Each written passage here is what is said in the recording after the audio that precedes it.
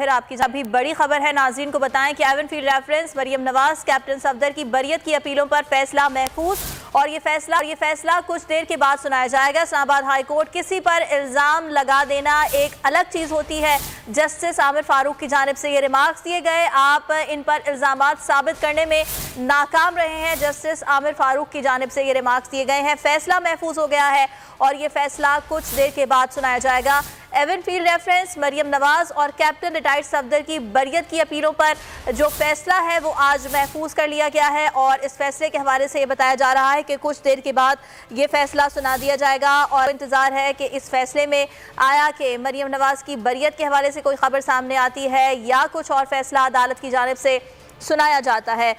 इस मौके पर जस्टिस आमिर फारूक की जानिब से रिमार्क्स दिए गए हैं। उन्होंने रिमार्क्स में ये कहा है कि किसी पर इल्ज़ाम लगा देना एक अलग चीज़ होती है, आप इन पर इल्ज़ाम साबित करने में नाकाम रहे हैं और आपको ये बता रहे हैं कि मरियम नवाज कैप्टन रिटायर्ड सफदर की बरियत की अपीलों पर यह फैसला महफूज हुआ है।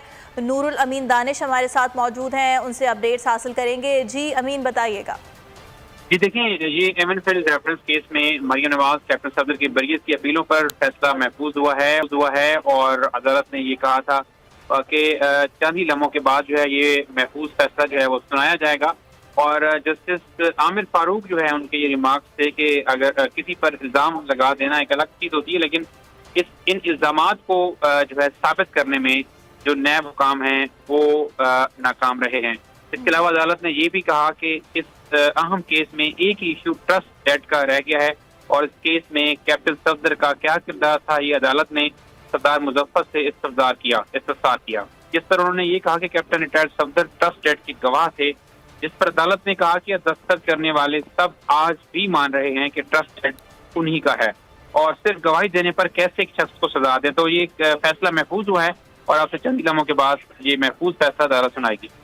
ठीक है अमीन, ये भी बताएगा कि इस वक्त अदालत में क्या सूरत हाल है और आज जब केस की समाअत हुई है तो क्या मरियम नवाज और कैप्टन रिटायर्ड सफदर मौजूद हैं आज अदालत में?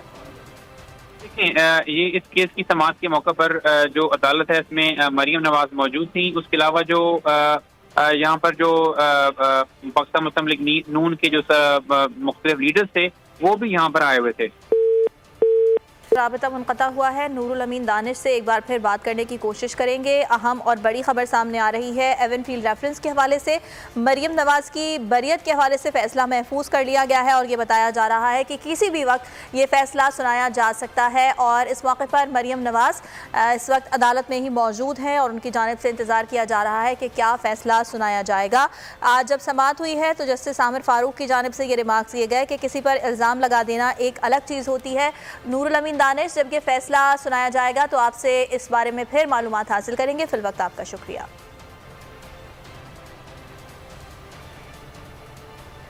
बुलेटिन में यहाँ वक्त हुआ है ब्रेक का, देखते रहिए बोल न्यूज़।